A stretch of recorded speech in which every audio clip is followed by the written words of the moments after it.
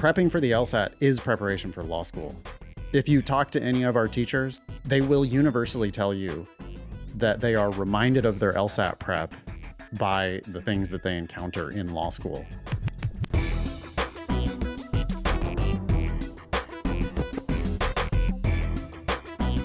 Hello and welcome to episode 476 of the Thinking LSAT podcast. I'm Nathan Fox. With me is Ben Olson. We are the co-founders of LSATdemon.com and the LSAT Demon Daily podcast. You can be LSAT famous by sharing news or asking questions on our website, thinkinglsat.com. Ben, you have a free class coming up. Anybody who wants to take a free class with Ben, you just go to lsatdemon.com/free. I understand, Ben, that you're going to talk mostly about reading comprehension in that class. Exactly. Yeah, we're going to do a passage in class. I'm going to have everyone do it. And then I'm going to go through it myself and just show you how to read these passages. Yeah. What type of passage is it, Ben? I need to know in advance what type of passage it is. Because I don't know what type it is. That makes me a little nervous, but no, it doesn't matter. Yeah. Yeah. We get suggestions all the time, right?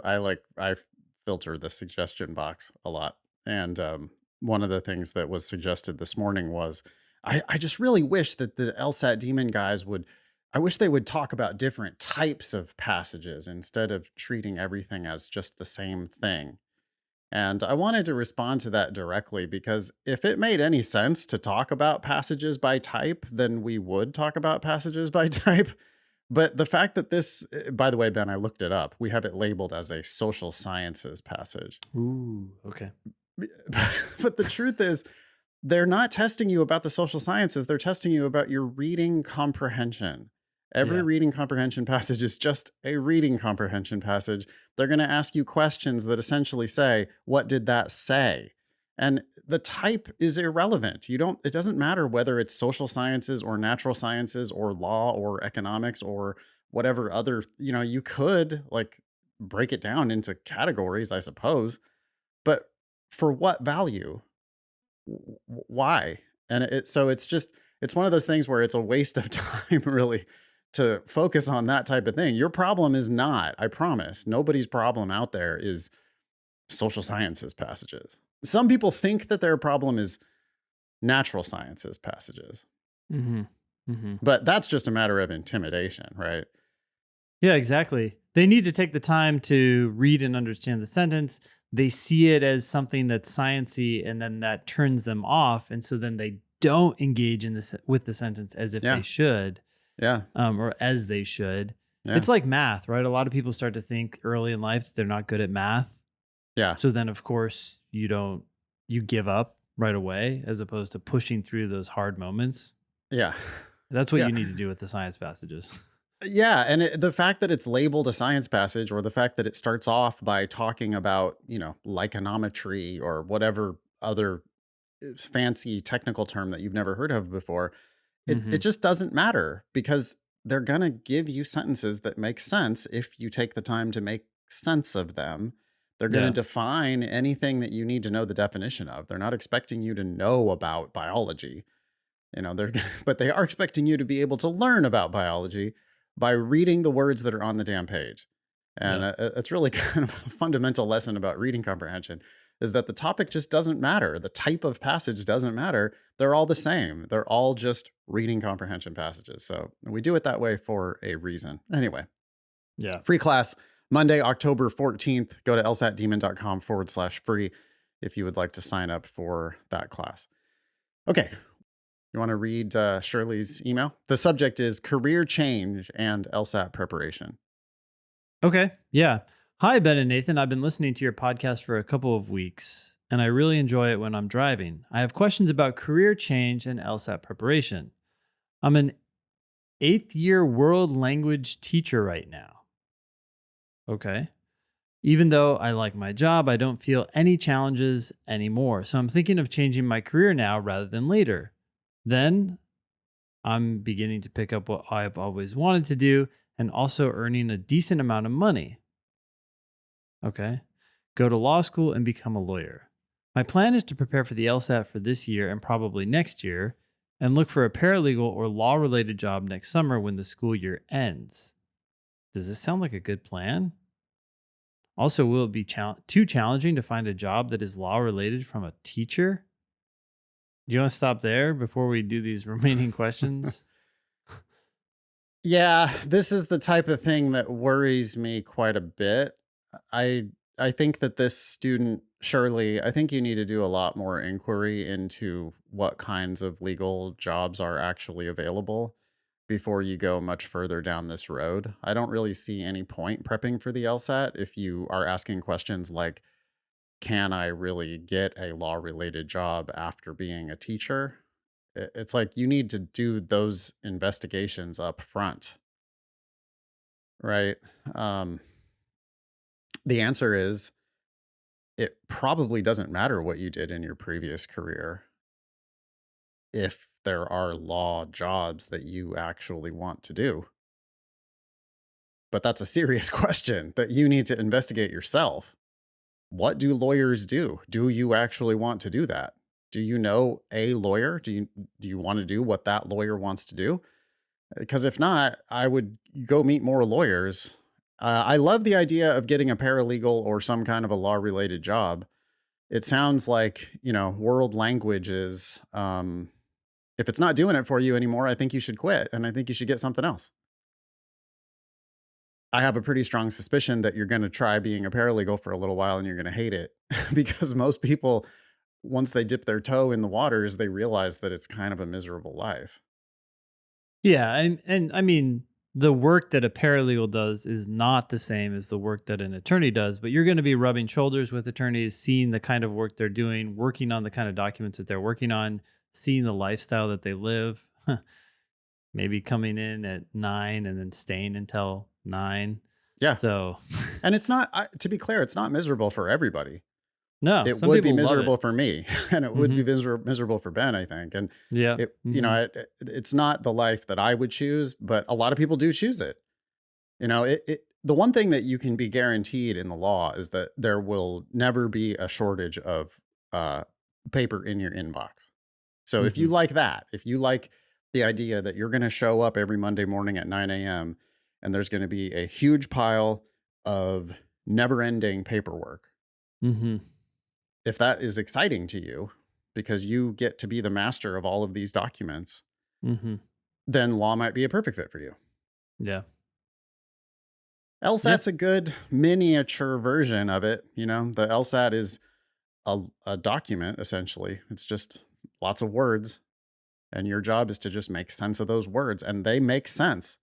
If you just read it and understand what it's saying, you can answer the questions with no preparation.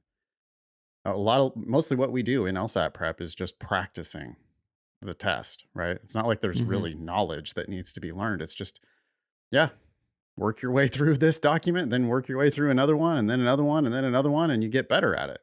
Yeah. Yeah, exactly. Which is very related to the law in the sense that you're not expected to necessarily be an expert in whatever the case is about, but you're expected to become one by reading the documents and understanding exactly what they say. So, if that sounds appealing to you, great. She goes on to say, for Elsa, do you think it is a good idea to prepare for a long period of time, 1 to 2 years, or is it better to work on the LSAT intensively for a short period of time? By the way, my diagnostic is a 144. 144 is a strong place to start, surely. I think with a 144, you should expect to get yourself into the 160s eventually. And if you get yourself into the 160s eventually, you're pretty much guaranteed to get full ride scholarship offers if you apply to law school broadly. So, this door is a door that you could open for yourself. Hmm. But whether you want to walk through that door, I can't really advise you on that. I don't know. Yeah. What do you think about the time frame for studying? 1 to 2 years versus intensely studying for a short period. Well, I don't like the idea of intensely studying for a short period. I'm not sure how long it's going to take, surely, but the best way to prep for the LSAT is basically one high quality hour a day, every day or most days for however Yeah. long it takes. It's However it's long a it takes. Yeah. because it's practice. It's like you need to practice it over time. It's not like you can just sit, I don't know, like maybe this is not a good analogy, but could you learn to shoot free throws very well if you just like intensely did it for a real short period of time? Maybe you could actually, because it's just one very simple thing. I mean, you are going to get better at shooting three free throws in a short period of time, and you can get better at the LSAT if you study intensely for a short period of time. But are you going to get as good as you need Yeah. to go for free? And also, then the opposite here, Shirley's like, oh, well, then if I shouldn't study intensely for a short period of time, should I plan on studying for 1 to 2 years? That's not also good. The reality is, no Yeah. one really knows how long it's going to take them to improve. All you can do is focus on what you're going to do each day. Yeah. And that is doing one LSAT question and reviewing the shit out of it until you understand it and can Yeah. explain it to your imaginary friend. And then you just keep doing that every day. And then you might turn around and see, hey, look, it only took me 3 months to get to a great score. But if not, then you just keep going. Yeah. Part of it is because of, law schools only care about your highest LSAT score. So if you're going to like have to prep using practice tests for a while until you're happy with your practice tests. And if I was Shirley, I would not register for any official test until I had been scoring in the 160s. You agree with Hmm. me on that? Yeah, I do agree with you on that. I mean, it's interesting you said 160s because I agree that Shirley can expect to get there, but I also don't want her to then settle, right? Like, so a lot of people who start with 144 also do end up in the 170s. It's harder to say that you can expect yourself to get there, but if you want it, don't give up. I'd Just say because at you a said, minimum yeah. 160s. With a Hmm. 144 diagnostic, if you can't make it into the 160s, then I don't know. I feel like there's a disconnect there. Yeah, you And haven't done something as well as you could have. Yeah. yeah, and so I think that you're leaving points on the table, obviously, if you don't make it into the 160s. But yeah, I think Shirley could also probably make it into the 170s, and it depends on where she wants to go and what her like what schools are you applying to, what's it going to take at those schools. Uh, but I would say 160s at a minimum. Who knows how long it takes her to get her practice tests into the 160s? Once she does, if she decides, okay, I've reached my potential, I'm ready to, this score is going to get me into the school I want to go to at the price I want to pay. By the way, lsatdemon.com/scholarships to play around with our scholarship estimator tool Hmm. to see how important LSAT is for law school scholarship purposes. Yeah. uh, Once Shirley's like, okay, so say for example, all right, my PTs are 165. That's going to comfortably get me get me scholarship offers, or it should get me scholarship offers at the kinds of schools that I want to apply to. Now I'm going to register and take an official test. Well, they only offer 9 a year, and you have to sign up 6 weeks in advance. So the process then stretches out for a lot of people. It can stretch for a year or two because again, they only offer it 9 times a year and you're allowed to take it 5 times. Hmm. Hmm. So, don't take it until you're ready, surely, but when you are ready, you should plan on, okay, I'm probably going to have to take it multiple times cuz only the high one's going to count. So that process can stretch out a while. Yeah. Before you do any of that, surely I really would be investigating legal careers. I mean, use your network. Go meet lawyers. Trade emails, jump on a Zoom, call them on the telephone, whatever it takes. Meet lawyers and ask questions like, "Hey, what kinds of opportunities might there be in the legal world for someone like me?" I'm not sure how much we have to say about this next one, but Yeah, I agree. So Leslie shared with us this article from Forbes. The title is California Becomes Fifth State to Ban Legacy Admissions. She goes on to tell us too that Maryland and California, Leslie, by the way, is our personal statement editor, admissions advisor, consultant. Anyways, Maryland and California have banned legacy admissions at both public and private universities. Virginia and Colorado ban it at public but not private. Connecticut introduced similar legislation but decided to require legacy data reporting instead. Interesting. The point here is that, right, the Supreme Court said, hey, you can't do these affirmative action policies that are overtly dependent on race, and some states have responded and said, yeah, okay, well, we're not going to look at race so explicitly as we have in the past, but we're also not going to look at legacy or donor status to decide whether or not to admit you. I mean, I think it makes perfect sense. I don't know if there's much more to say there, except I hope that that becomes the norm. Yeah, I guess I'll just say I'm going to call bullshit on the whole thing. Hmm. Okay. Well, it seems like a thing that they can announce and make a big deal about it for show. But how can they stop somebody if your family has their name on the library at the school? How can they stop that school from figuring out a way to admit this kid? Uh, so what you're saying is they can get around the law if they want to. Well, surely they're not immediately in violation just because they admit someone who happens to have parents who were alums.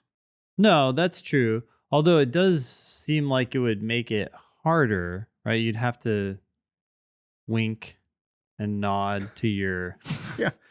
I think they know. I mean, I don't know. I like schools have development departments. You know what a Yeah. development department is? A development department is the department that goes out and begs the alums for money.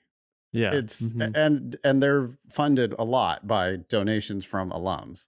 Sure. And so I don't know. Like everyone at the school knows who the big donors are. Yeah. I don't think I don't know. It just seems like it. Okay, so the i- an institute the law that actually was signed says Yeah. an institution that violates the ban is required to report annually to the legislature and to the California Department of Justice whether it is in compliance or violation of the bill's provisions. That's the consequence is reporting what you're doing. Well, if you're in violation, you have to report that you're in violation Okay. and also report for that academic year the admission rates of students receiving a legacy or donor bump compared to the remainder of the student body. So you would have to be like going in and admitting to them, we do give a bump to these people. And here's the bump. And now we're going to subject ourselves to public shaming. That's the only consequence? They would also be required to report on the racial, geographic, and financial diversity of admitted students in addition to their athletic status. Yeah, I don't know. I'm going to call bullshit. I see Gavin Newsom here, grandstanding. It's not like Gavin Newsom is not just friends with billionaires. Yeah. And I don't know what his family, let's see. Okay, son of a state appeals court judge and attorney for Getty Oil. Getty Oil? That was his dad, was an attorney for the Getty Oil Company. Yeah. Okay. And a judge. He's a fourth generation San Franciscan, Yeah. Gavin Newsom is. I mean, you're talking about like gold money, Yeah. right? Oil money and gold money. I don't know. It's not like Gavin Newsom wrote this bill, but I just see his picture on on the signing of the bill. And it's like, I don't know. I just don't trust any politicians that they're doing Got it. So anything. it's a law with no teeth and just fanfare. That's what you're saying.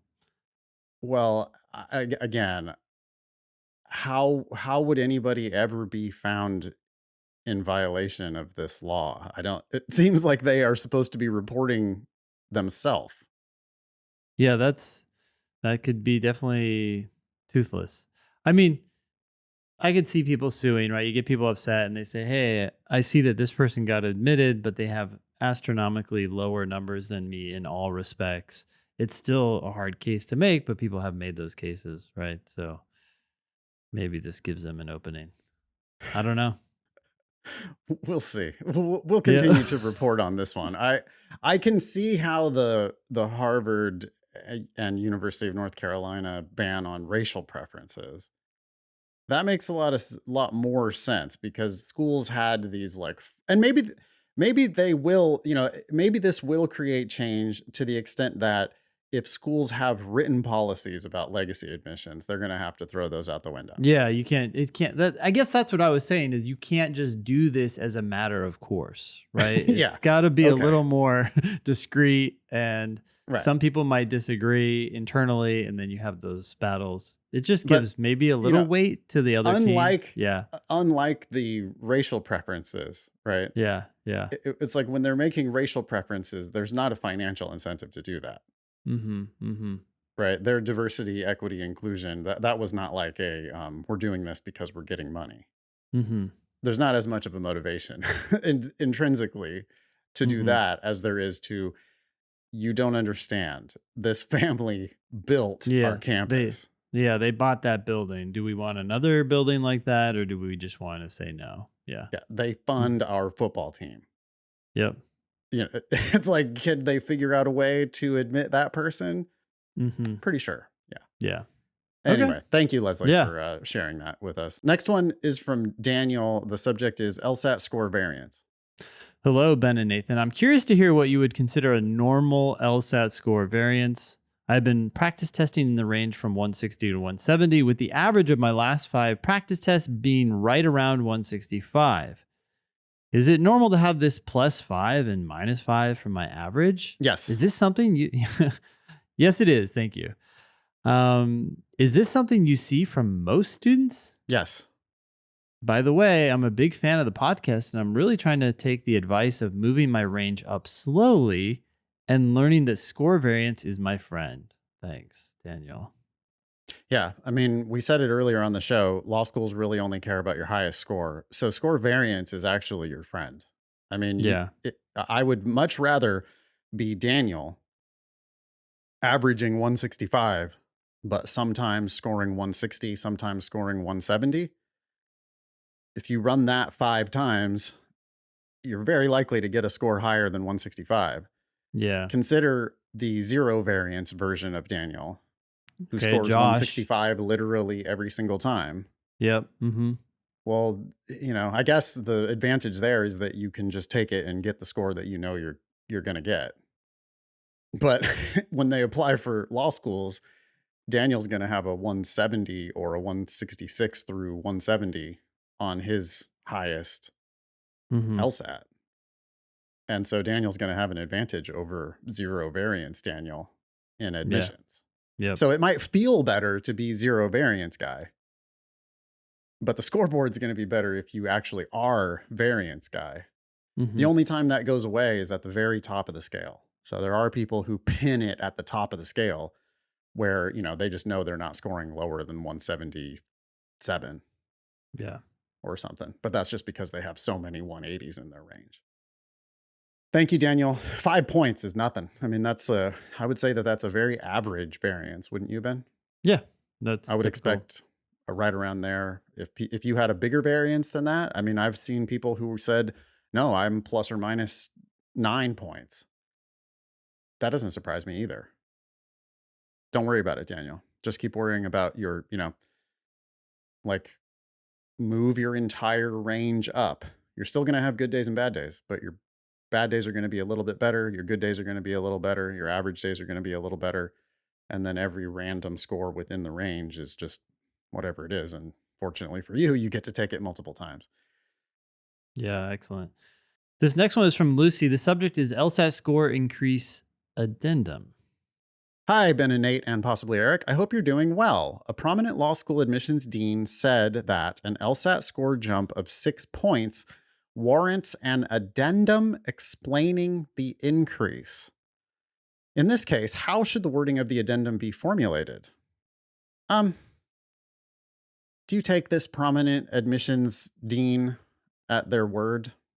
Well, no, I don't. This definitely does not apply to a lot of schools. A lot of schools understand exactly what happens when people start studying for the LSAT. They get their score to go up dramatically. And so a 6 point increase is nothing to them, and they don't care. They just are going to take your highest score and go from there.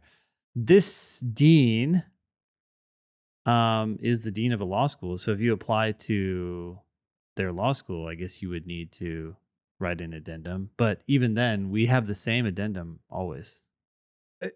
And before we even get into what you should say on an addendum, if you're going to write an addendum, Yeah. I would be very curious to know whether this is a required question on this particular school's application. Yeah. Is there a Because reason that we're like crossing out who this is? I don't know. I think maybe we're just not naming names anymore. I don't know. Okay. It strains the conversation. So, I'm not sure it does that much, but here's the point. Okay. yeah, yeah. If it is a required question on the application, then you are Hmm. required to answer it. If it's not a required question on the application, then I don't really care what they said on the internet, on a video, on their blog, or whatever. If they wanted to require the answer, they would require that question. If it's an optional question, then it is optional to respond to it. And no response is perfectly valid if they did not require you to write it. Yeah, this makes me I don't know that this dean used the word warrants, but it makes me want to look up that word I again. guarantee it does not mean that it doesn't mean requires. That's true. I just A want to see warrant is I'm like an option. yeah, so the word I had in my head was justifies or merits or something like that. Yeah. And justify oh, interesting. Okay, so one one definition is to justify or necessitate. Anyways, I agree with So you that if the school hasn't required it, then it's not required. obviously not, because they can't presume that you saw every TikTok video that they put out. Yeah, yeah. So, I mean, it's either a required question or it's not a required question. If it's not a required question, I would just not respond to it Mhm. because Mhm. it's no business of theirs, and the scoreboard says what the scoreboard says. They're going to get to report whatever that high number is. So no matter what the reason is, if it's an optional question, I would never respond to that. If it's a required question, then you have to respond. And in that case, Ben, what will we say? We will say that my practice tests indicated that I could score higher, so I took it again. Yeah, that's Period. it. And you don't need to Done. say more than that. You don't need to expand on that. I mean, we need to go back to our speculation about why they asked this question. They want to know if you got accommodations, That's what I probably. think. And maybe that's We why don't we're know not that for naming. sure. No, Yeah. and I think that might be why we're not naming names here.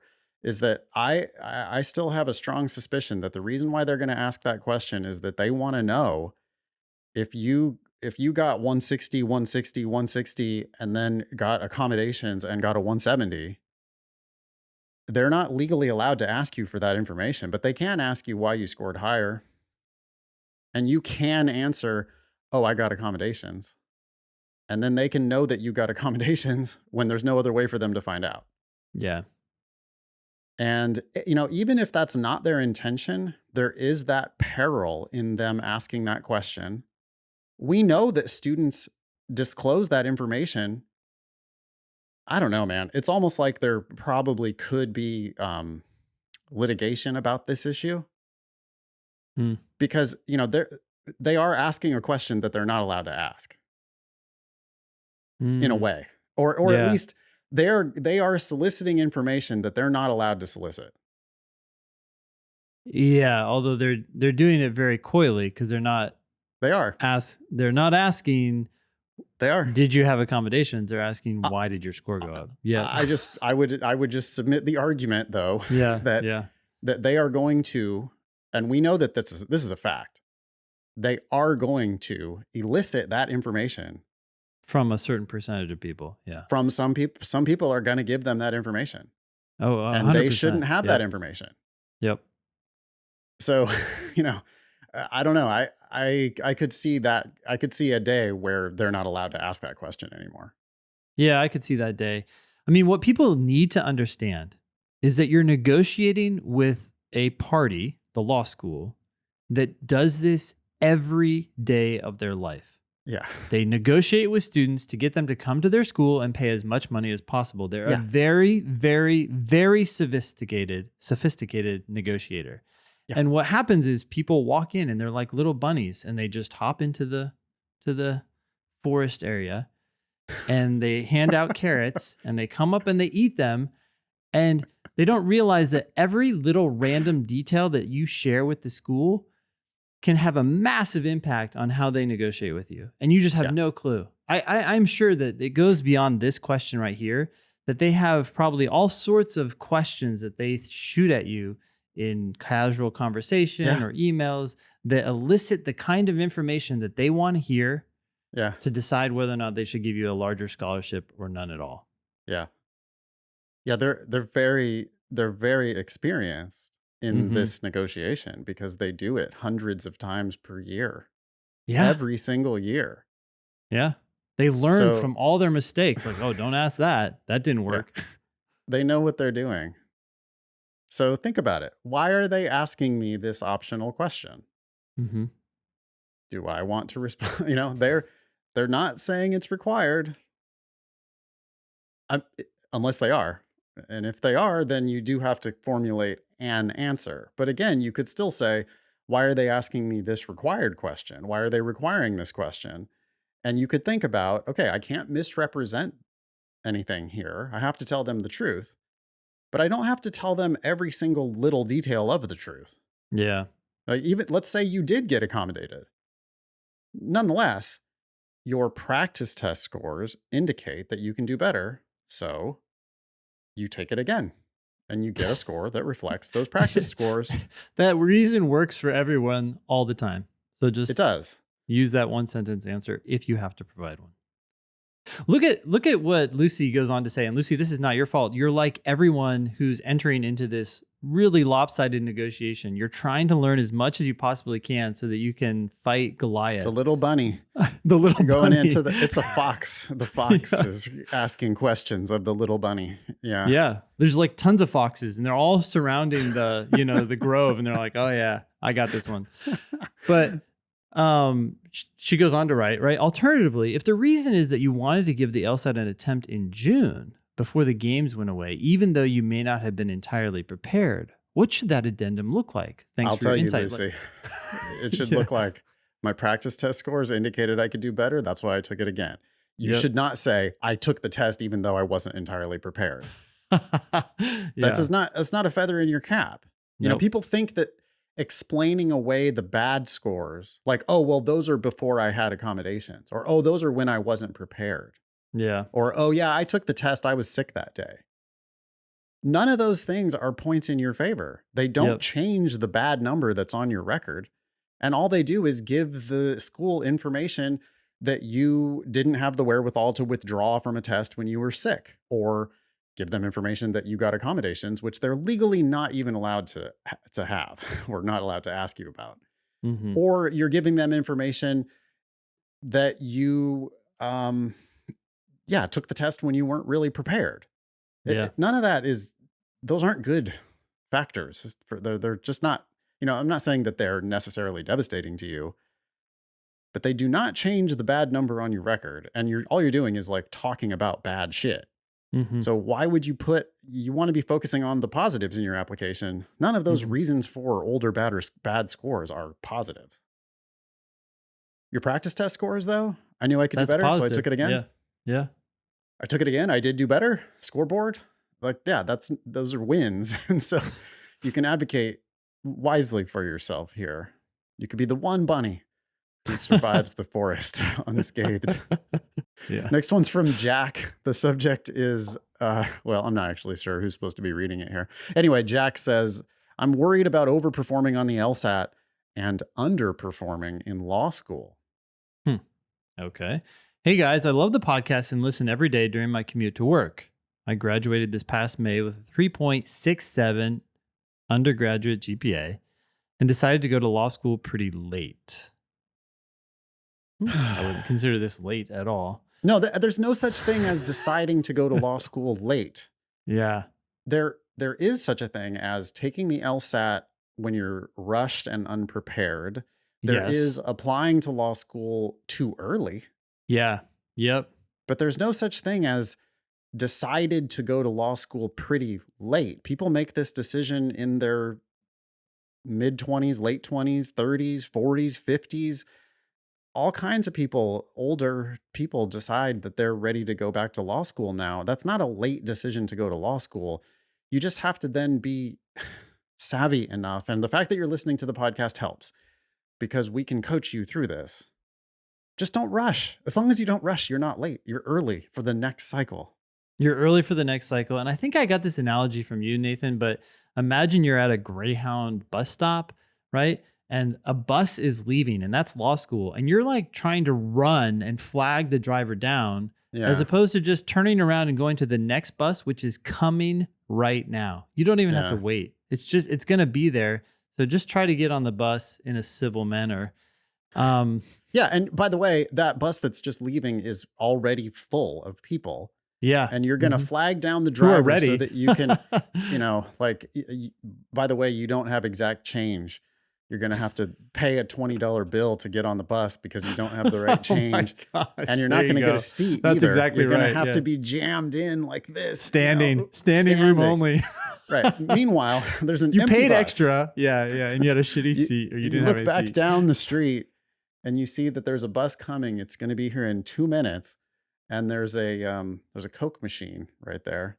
And you can get change and you can get your Coke and you could just step first onto the next bus with perfect change and Yep. get a seat. Mm-hmm. A window seat. Yeah. Or So the if you're aisle. confused, You can pick. yeah, it's your choice. If you're confused by the analogy, the point is that the next bus is the next cycle. So always just look to the cycle that's next when you're all ready to go. So Jack continues, my test prep was rushed. Okay. Starting in May, knowing absolutely nothing. And I ended up with a 153 on the August test. I had planned to retake and apply this cycle, but after considering my options, I decided to withdraw from the November test and wait a cycle or two until I know I'm testing well enough. Oh, Nice. congratulations. Yeah, okay. I thought this was going to go in a bad direction, but it Welcome went very to well. it's a nice bus station. You're hanging out in the nice bus station. Go get your cup of coffee and you read the newspaper, except for it's your LSAT studies instead. Excellent. Excellent. Glad we got through to somebody. Yeah, seriously. I really want to get into the 170s, however long that takes, and I know that I'm more than capable in time. My worry is that I will overperform on the LSAT and not represent my law school capabilities accurately. My question is, at what point, if any, do you do yourself a disservice by over-preparing for the test? I don't want to test into a good law school and be in way over my head. Yeah. I'm glad that you're worried about doing well in law school, but Jack, there are so many good things that come to those who wait and prepare on the LSAT. And one of them, just to get right to your point, is that as you get better at the LSAT, you're going to get better at reading and figuring out exactly what must be true given what was said. And that is a critical skill in law school. So people who get better at the test are also getting better at law school. Totally. Yeah, Jack, I'm glad you're asking this type of question, but you don't have anything to worry about here. Prepping for the LSAT is preparation for law school. I mean, so many of our teachers, if you talk to any of our teachers like Matt Dumont, who already graduated from law school, or talk to any of our other teachers who are in law school now, they will universally tell you that they are reminded of their LSAT prep by the things that they encounter in law school, including they'll be reading an opinion and they will catch one of the writers of the opinion confusing sufficient for necessary. Yeah. Yep. Or talking about not confusing it and talking about it and it being central to the reasoning. Yeah. Saying something like, this is a required element, but just because the required element is met, that does not automatically mean that the person is guilty of the crime. Yeah. That's the type of shit that you learn to be really careful about and specific about in LSAT prep. And it will serve you very well in law school, I promise. It's going to rewire your brain as you prepare for the LSAT. It is going to rewire your brain to be a better, more critical reader. You're going to be better at understanding the documents that are in front of you. And that is where legal cases are won and lost. It's on the paperwork. So this is not work that's going to it's not like you're going to memorize a bunch of bullshit so that you can spit it out on the test and get a 175 and then forget about it all, because all you're really doing is just becoming a better critical reader. That reminds me of a study, and I have no idea whether it was done well or had enough people to be legit. But have I told you about this study that they did like 12 years ago where they grabbed a bunch of people who were about to study for the LSAT and they said, "Hey, hold on. We're going to ask you to not study for the next 3 months." And then they took another group that was about to study for the LSAT and they asked them to continue studying for the LSAT. And they took brain scans or something like that, and they found an increase in connections between the two lobes for those who continued to study, and no change for those who withheld studying for 3 months. Makes sense. It's brain Not surprising to exercise. me. Yeah. No, I mean, you can't go run cross country for 3 months without changing your body. Yeah. You can't do LSAT prep for 3 months without changing your brain. Why would we expect anything different? Yeah. I want to say one thing else, and that is that not only are you going to get better at law school by getting better at the LSAT, if you follow our advice to go to the best school you can get into for free or close to free, Yeah. then that's going to put you into the very top of that class and make Totally. you one of the most competitive students. So really, you're doing yourself the best of everything. You get the best possible score you can get so your skills improve, and then you go for free so your risk drops dramatically, and it Yeah. also makes you a much better student Yeah. at that school. Only time that advice breaks down Mm. is if you are admitted to a truly elite school, and I'll name Harvard, Mm-hmm. Stanford, Mm-hmm. and Yale. Mm-hmm. And we can argue about some of the other ones, Sure. like Chicago or UVA, or Or there might whatever. be Yeah. schools that are really worth it, where you're like, no, this is an elite school. It's obviously the best around, Mm-hmm. Mm-hmm. and it's worth it here to barely squeak in. Because if you barely squeak into Stanford, you're fine. Mm-hmm. Everybody at Stanford is going to go off and have amazing lives and careers. They're going to Yep. kill it. Even the Yeah. person who barely squeaks in and they get the lowest grade in every single class, you're still going to go off and kill it if Mm-hmm. you go to Stanford. But if you go Exactly. to my alma mater of UC Law San Francisco, Yeah. like the bottom half of the class is not going to practice law successfully. Mm-hmm. So barely squeaking into a school like that is a recipe for disaster, because you overpay and you do not have good long-term job outcomes. If you barely squeak into Harvard, again, you're fine. Any more advice for No. Jack? No. This next one is from Jackson. The subject is February application viability. Jackson says, I just took the October LSAT, and because of nerves, among other factors, like some personal issues arising the day before the test, I am pretty confident I probably scored much lower than I am capable of. Okay, that's a super common fear that turns out to not be realized for the vast majority of people, but Um, really? I I would say that most people who think nerves and personal issues and I don't think I did very well, I don't know. There are some people who probably I did guess better I'm than they think. I'm just focusing in on this. I scored much lower than I'm capable. Most people feel like it's a 10-point drop, and it's That's true. sometimes nothing, and sometimes it actually is an increase. I don't. I just It is yeah. true that that it's true that students are really bad at assessing how well they did. Mm-hmm. So we won't really know, Jackson, until you get your score. Yeah. Anyway, Jackson continues, I consistently finish LR sections with between -0 and -1 wrong, and RC between -2 and -4. Still need some work on this. However, I did not finish a section, leaving 2 questions with total guesses, and felt unfocused and inaccurate on the other LR and RC sections. Ipso facto, I may not get the score I need for adequate scholarships unless I take it again, the January test being my soonest option available in this cycle.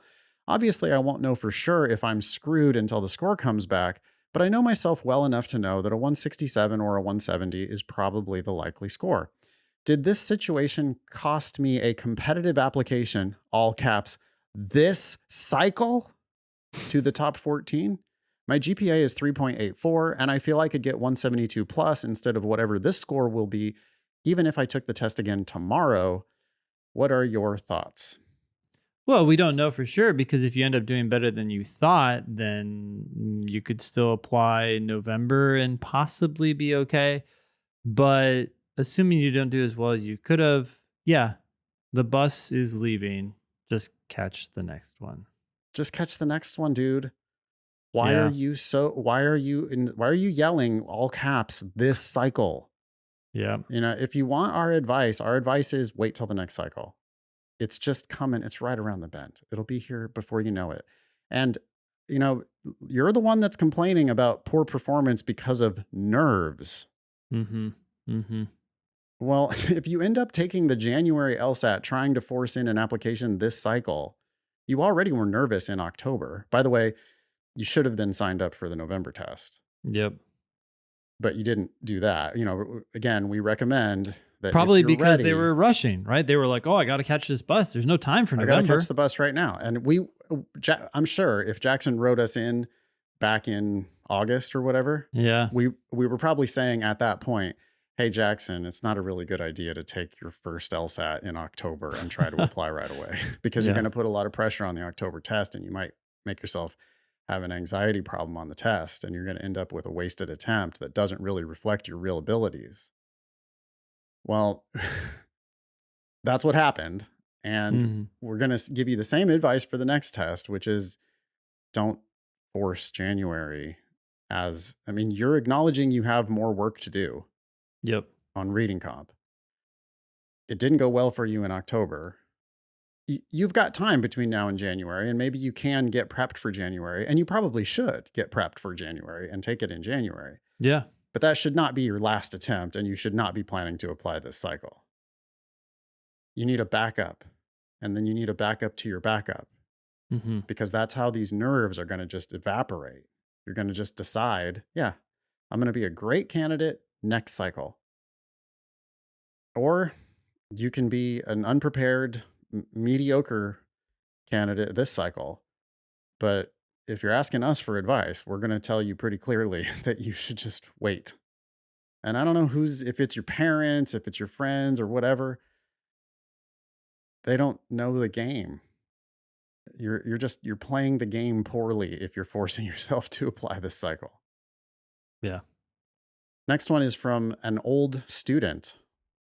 Hello, Ben and Nathan. I need a little help discerning the feasibility of my career plans. My question is whether I should go to part time or full time law school, considering that I'm 42 years old and have parenting responsibilities. I'm not working right now and I have the time to study while my daughter is at school and on the weekends that she's with her dad. Are the admission requirements a little more forgiving for part time students? What about scholarship options? Based on the advice I hear on your podcast, I plan on applying early for 2026. Okay. Producer Eric notes that the 509 reports that have all this information about scholarships and acceptance rates and so forth separate scholarships for full time students and part time students. Comparing two regional schools from the same city, part time students are less likely to receive a scholarship at Loyola Chicago, but not at Chicago Kent. So it's going to vary from school to school. You got to click on the 509 reports. Go to lsatdemon.com/scholarships, put in your LSAT and GPA, hit estimate or calculate or whatever it says. Then look at the list, see what kinds of schools seem likely to give you a scholarship, but then click on the little PDF icon to get into the 509 reports because they do break out admissions that they have a separate LSAT median, a separate Mm-hmm. GPA median, and they report separate scholarship information. So at some schools, the part-time program is more prestigious. At other schools, the part-time program is less competitive. And so I don't know. Some schools do give full scholarships for part-time, some schools don't. I don't know. I don't know what schools you're thinking Yeah. of applying to, and there's 200 schools to apply to. I do think in general, the part time LSAT and GPA numbers tend to be lower, Agreed. but so it might be easier to get into that school. But are you going to get money? Because sometimes they don't give money at all to their part Right. time students. And so it's like just because you got in doesn't mean that's a good thing. Yeah, But it varies school by school, so you just have to dig in to the schools that you're actually interested in applying to. totally.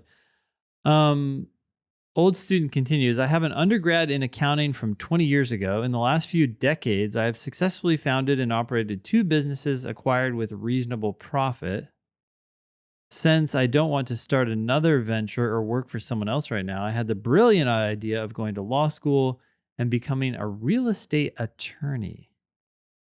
I plan to partner up with a small firm in the suburbs of Chicago, where I live, which is ranked the first wealthiest suburb in Illinois and the seventh in the entire country. The real estate business is booming here, but I have no interest in selling houses. I have a decent number of high quality connections in the real estate and legal fields, and I'm confident I can be well positioned after finishing law school. What are your thoughts about my logic? Reasonable, in favor, or against it? Boy, I just don't know much about real estate attorney work. I believe you if you say you've got high quality connections in the real estate and legal fields. I mean, sounds like you know your local market.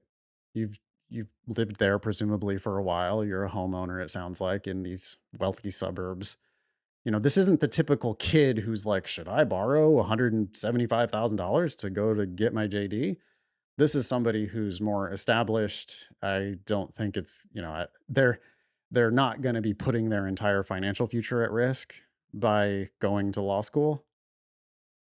Uh, I would still say pay as little as possible.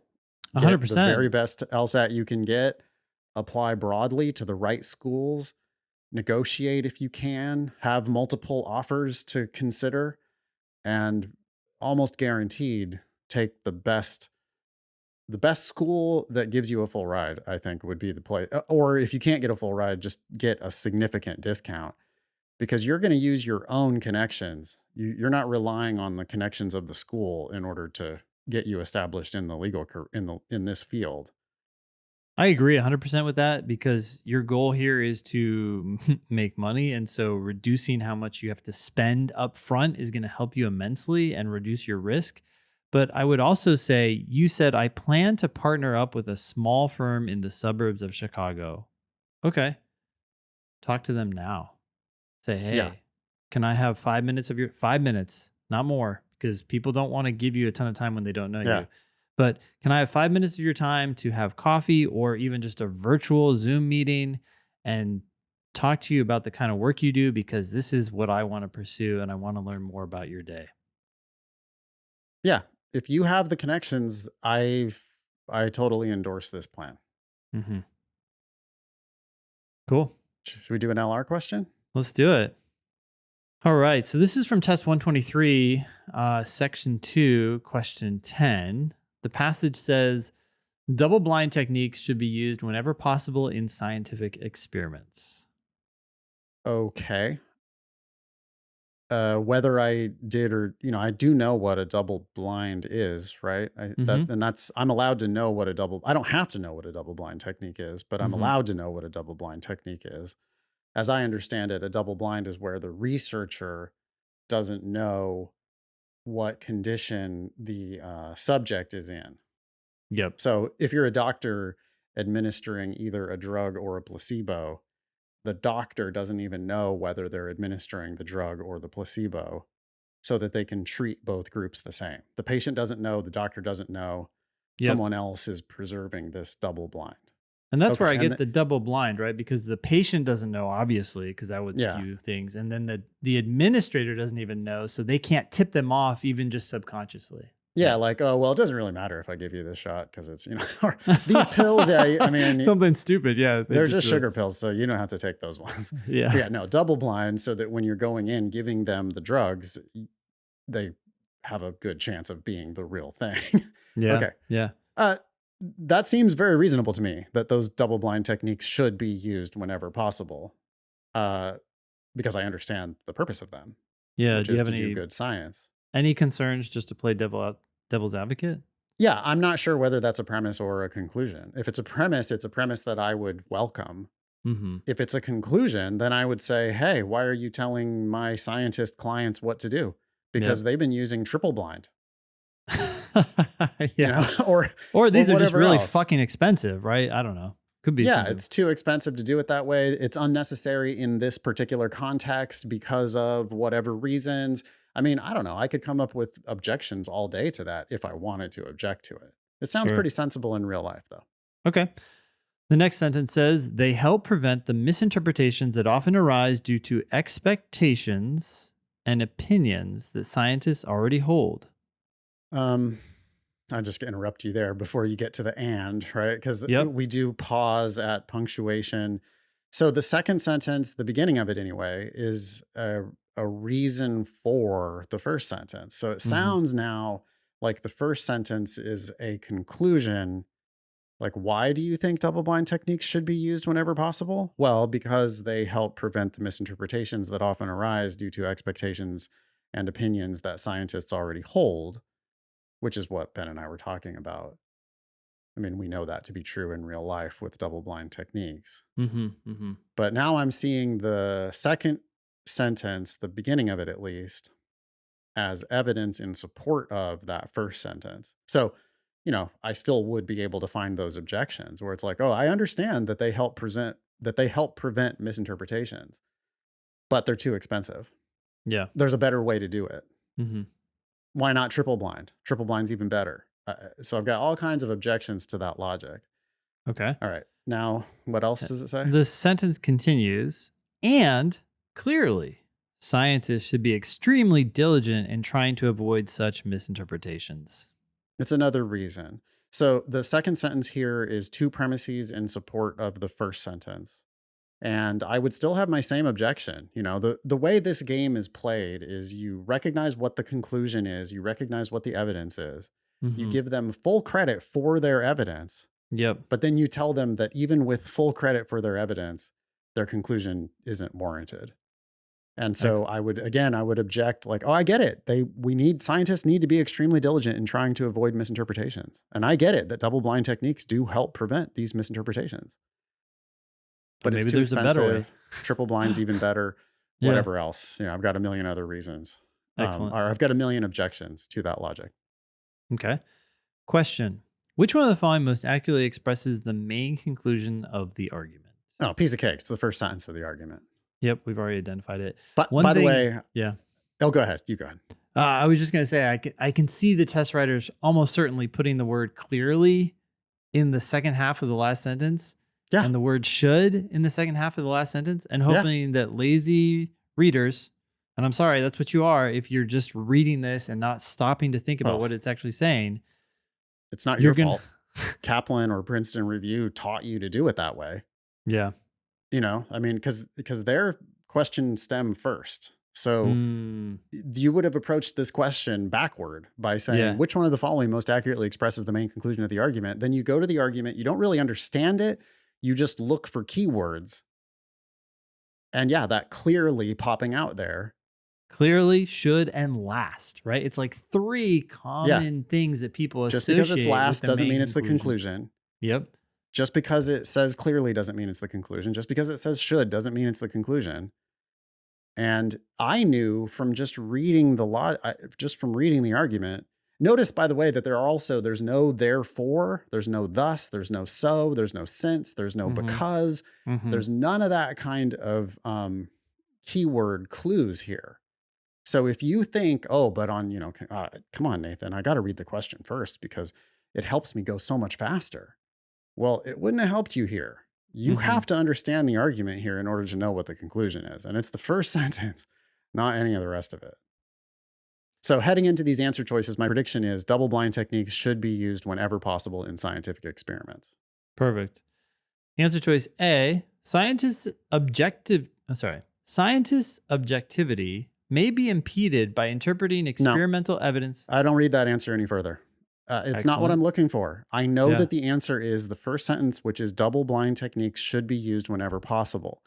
Even if A goes on to say one of the premises in support of that idea, I don't even know what A could misstate the argument entirely.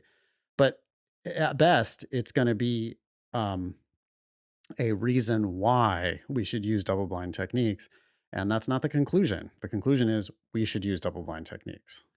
I would say too, even if like the answer starts out badly and then somehow miraculously saves itself and contorts itself into the main conclusion, I would rather discover that after Later. eliminating all 5 answers Yeah, because the than vast majority wasting of times, time with this right. shit. Yeah. I'm going to answer this question. I'm going to find the answer that I'm looking for here 9 times Mhm. out of 10. Mhm. That 10th time, I eliminate A, B, C, D, and E, but I Mhm. eliminate them all quickly. Mhm. And then I go, oh shit, okay, well, one of these had to be. And I go back and I reread A. Oh, I see. It saved itself. Mhm. But But I it doubt it. rarely does. Yeah, and I'm not expecting that, right? Answers have an 80% chance of being wrong. The first time, Mhm. it's like A is wrong 80% of the time. I started reading it. It sounded like it might be a premise, probably not the conclusion. What's next? B. It is advisable for scientists to use double blind techniques in as high a proportion of their experiments as they can. Sure. My prediction was double blind techniques should be used whenever possible in scientific experiments. B says it's advisable instead of they should. Okay, Yep. that's the same meaning. It says in as high a proportion of their experiments instead of whenever possible. Yeah. That's the same meaning. Mhm. So, because I'm really clear about what the conclusion of this argument is, I see B, even though it uses different words, it's saying the same thing. B is going to be my answer. I would click it in real life. I would click it and I would then just make sure I can eliminate C, D, and E.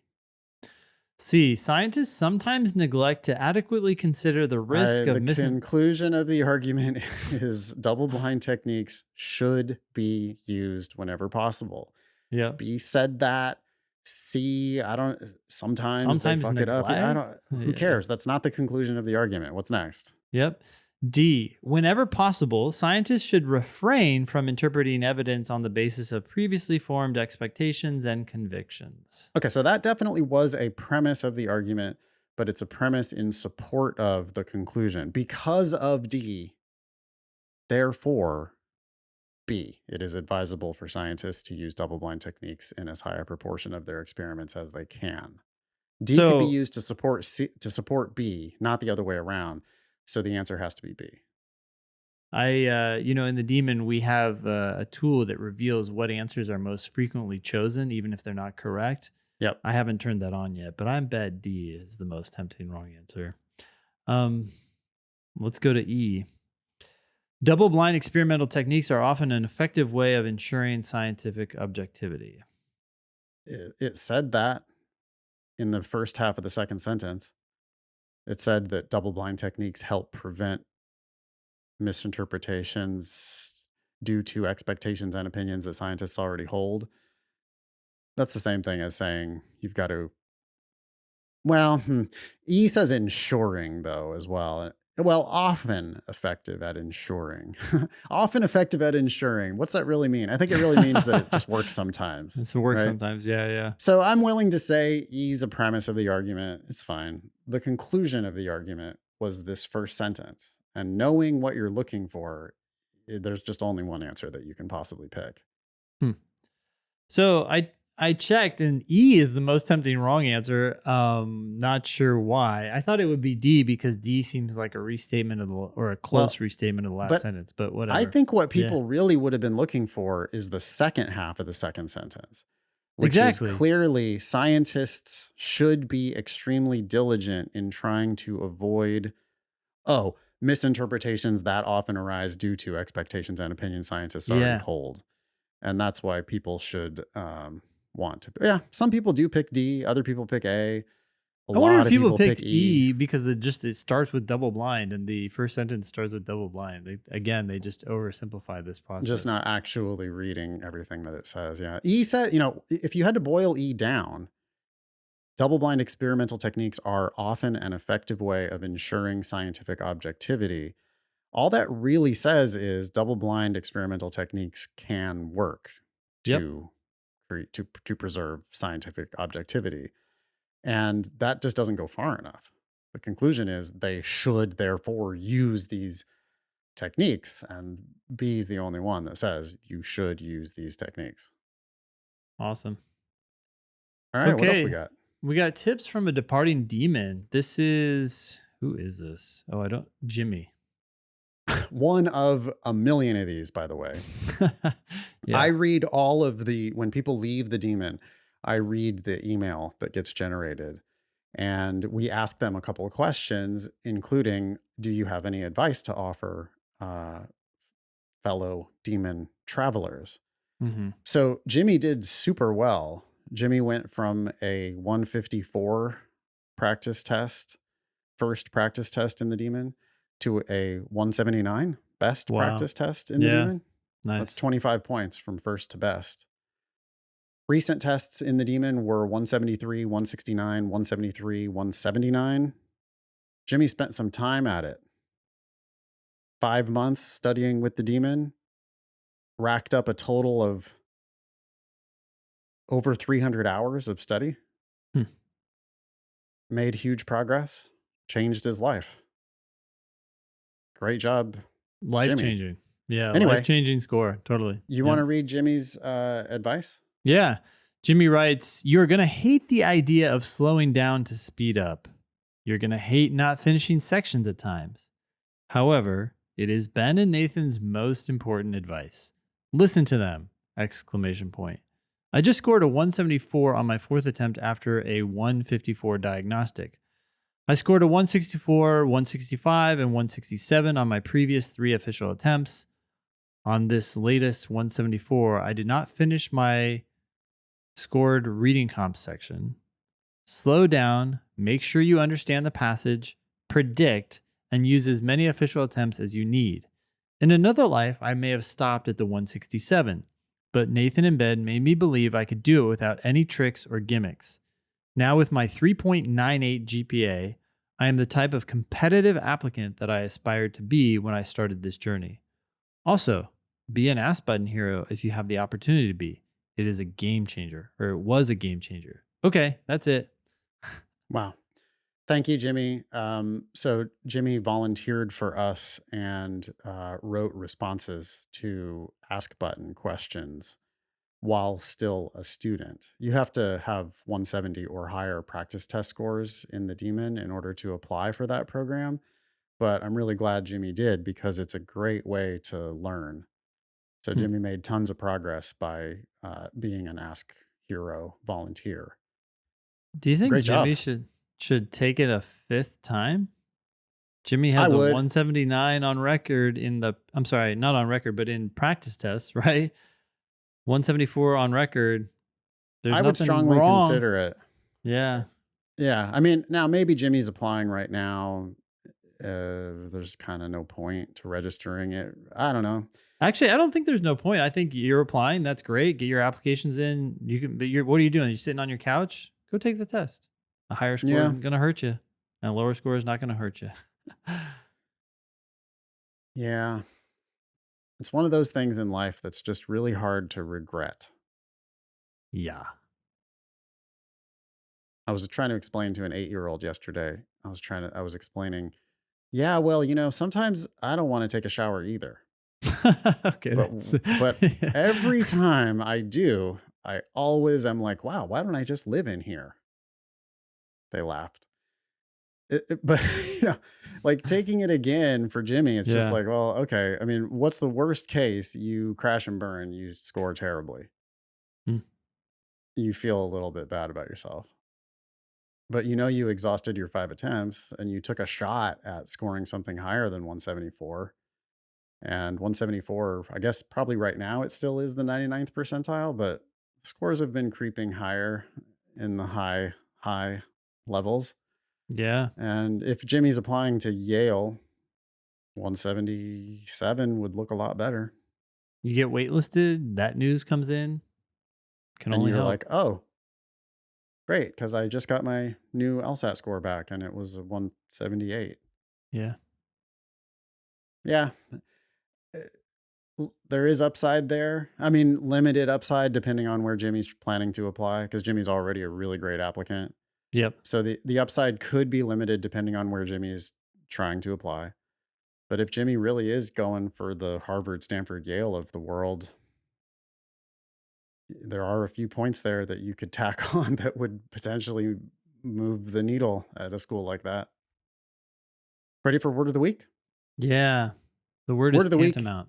is Oh, sorry. tantamount. Yeah. We have a quote here. It says, "The argument is flawed in that it relies on an assumption that is tantamount to assuming that the conclusion is true." I really like this word of the week because it seems to be coming to us from an actual LSAT question. Yeah. And this is a word you should know. Um, so when I read tantamount, I think the feeling I get is up to, or like the same as or equivalent or equal or something. But it feels to me like if something is tantamount, it's like you're coming up to that same level. I don't know why I have that in my head, but I'm very curious about the etymology. Yeah, I'm pretty sure it means the same as. hmm So, relies on an assumption that is the same as assuming that the conclusion is true. hmm That would be describing the flaw of circular reasoning. Do you have a go to example, Ben, to demonstrate what circular reasoning sounds like? no, I don't. In part because there's only like 3 or 4 actual questions from the LSAT that do that. Where that was the correct answer. Yeah. In the But it vast is the majority of wrong cases, answer it's a a lot. lot. It's yeah, very So common. you benefit though, because they can and do sometimes make it the correct answer. hmm So it's good to know when it is the correct answer, hmm but it's also good to know when it's they did not do it. hmm And the vast majority of arguments do not do circular reasoning. Yeah. Um, Circular reasoning sounds really dumb in practice. It does sound You really know, dumb. Yeah. it's like yeah, it's like you should uh try your hardest because it's important that you always do your best. Wait, what? Yeah. I should try my hardest because I should always try my hardest? Yeah. The 49ers suck because the 49ers just suck. I don't know, like where you're saying because or therefore, or you're giving this indication that you're doing logic. I guess you don't actually have to But use here's those words, but most of the yeah. time I think people would use those words in the He- circular reasoning. Here, I'm going to take your 49ers example and make it a little more complicated. I think the LSAT's going to try to bury it a little bit. Okay. But if you say, hey, the 49ers suck, why? Well, even though they won 5 games last season, we know those just must have been luck or the poor performance of the, a surprising poor performance by the other team because the 49ers just aren't that good. Yeah. Yeah. Despite the fact that they made it to the Super Bowl last season, Yeah. Yeah. they're still not good because they're bad. Yeah. We can discount those wins because they're bad. That's hmm why, There's therefore, no they're way. I mean, bad. that could have been their actual Yeah. So that's skill. throwing Yeah. in extra shit. But the real evidence that they're actually offering in favor of their conclusion is just the conclusion itself. Yep. So, anyway, word of the week tantamount means the same as, right? Should we look up the actual Yeah. Let's look definition? it up. I don't know why I have this feeling that tantamount also means like to rise up to that level. I don't know where that's coming from in my head. So, I'm Could just be just seeing bullshit. tantamount adjective that means equivalent in value, significance, or effect. The example that they give is a relationship tantamount to marriage. Hmm. So, a relationship tantamount to marriage would be something where you're not actually married, but you're clearly committed to each other, live together, sleep together, whatever it is, that makes it somehow. Maybe you have kids together. Um, a relationship tantamount to marriage would be a relationship that is equivalent in value, significance, or effect to marriage. Is that it? That's it. All right, another masterpiece. You can be LSAT famous. Please share questions. Sorry. You can be LSAT famous. Please ask questions or share news with us on our website, thinkinglsat.com, or on the socials at LSATdemon. If you have questions about the demon, you can email help@lsatdemon.com. Please check out our other podcast, LSAT Demon Daily. That was episode 476 of the Thinking LSAT podcast. Thanks all y'all for listening. Nice knowing you. Don't pay for law school.